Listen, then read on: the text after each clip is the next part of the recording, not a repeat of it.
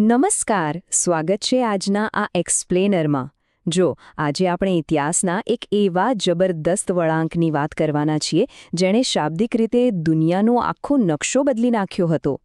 શ્રી કન્યા શાળા દસાડા સુરેન્દ્રનગરના શૈક્ષણિક સાહિત્યના આધારે તૈયાર કરેલી આ ચર્ચામાં ચાલો ફટાફટ એ સદીઓ જૂની રોમાંચક સફરમાં ડૂબકી લગાવીએ.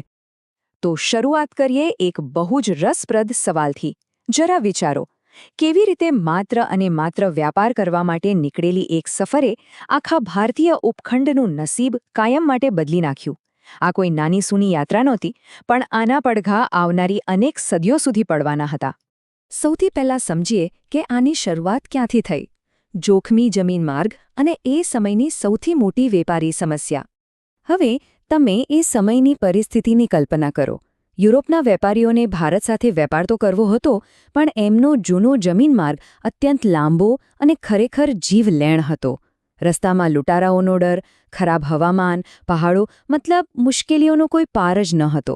એટલે જ સમુદ્ર રસ્તે એક નવો અને એકદમ સુરક્ષિત માર્ગ શોધવો એ યુરોપિયન દેશો માટે માત્ર કોઈ નવો વિચાર નહોતો રહ્યો, પણ એ સમયની સૌથી મોટી ઇમરજન્સી બની ગઈ હતી. અને આ જ તાત્કાલિક જરૂરિયાતમાંથી જન્મ થયો એક મહાન સાહસનો, કેપ સુધીની યાત્રા. તો વાસ્કો દ ગામાએ આ જોખમી જમીન માર્ગને ટાળવા માટે એકદમ નવો જ પ્લાન બનાવ્યો. એમણે શું કર્યું? એમની યાત્રા યુરોપથી શરૂ થઈ અને સીધી પહોંચી આફ્રિકા ખંડના છેક નીચેના ભાગે, જેને આપણે કેપ ઓફ ગુડ હોપ કહીએ છીએ.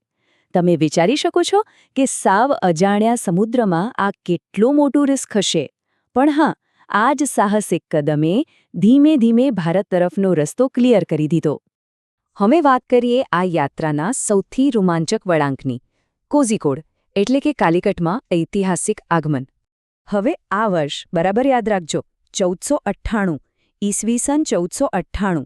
આ એ જ ઐતિહાસિક સમય છે જ્યારે આ નવો જળમાર્ગ આખરે 100% સફળ સાબિત થયો. ઇતિહાસના પાનાઓ પર આ વર્ષ હંમેશા માટે છપાઈ ગયું છે, કારણ કે સદીઓ જૂની પેરી માથાના દુખાવા સમાન વેપારી સમસ્યાનું આખરે સોલ્યુશન મળી ગયું હતું. આ ખરેખર એક બહુ મોટી રાહત હતી. કોઝિકોડ, જેને આપણે કાલિકટ તરીકે પણ ઓળખીએ છીએ, આ એ જ ભારતીય બંદર હતું જ્યાં વાસ્કો દ ગામાએ આખરે પોતાનું જહાજ લાંગર્યું. અહીં પહોંચવાનો સીધો અર્થ એ હતો કે પેલો જૂનો જીવલેણ જમીન માર્ગ હવે કાયમ માટે ભૂલી જવાનો. યુરોપથી ભારત આવવાનો સમુદ્રી માર્ગ હવે ઓફિશિયલી ખુલી ગયો હતો. કહી શકાય કે એક નવા યુગની શરૂઆત થઈ ગઈ હતી. પણ શું આ માત્ર વ્યાપાર પૂરતું સીમિત રહ્યું?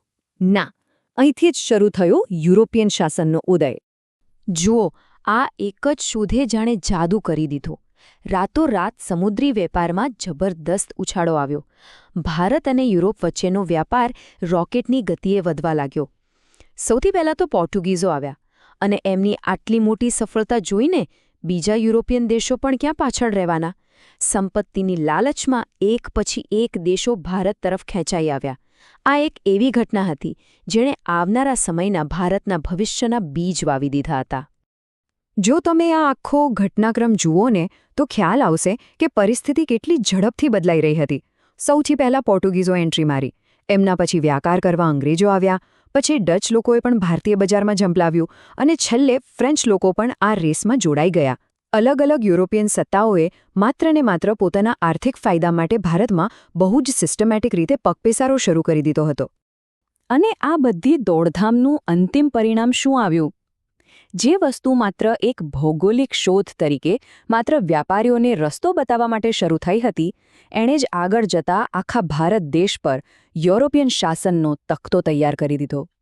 વ્યાપારના બહાને આવેલી આ સત્તાઓએ ધીમે ધીમે પણ મક્કમતાથી ભારતમાં પોતાનું વર્ચસ્વ જમાવવાનું ચાલુ કરી દીધું. તો છેલ્લે એક બહુ જ ઊંડો વિચાર કરવા જેવો સવાલ ઊભો થાય છે. ખરેખર આશ્ચર્ય થાય એવી વાત છે ને કે માત્ર સુરક્ષિત વેપાર માટે નીકળેલી એક સાધારણ યાત્રાએ કેવી રીતે આખા ભારતીય ઉપખંડનું નસીબ જ બદલી નાખ્યું, આખી દુનિયાના ઇતિહાસને એક નવો જ આકાર આપી દીધો.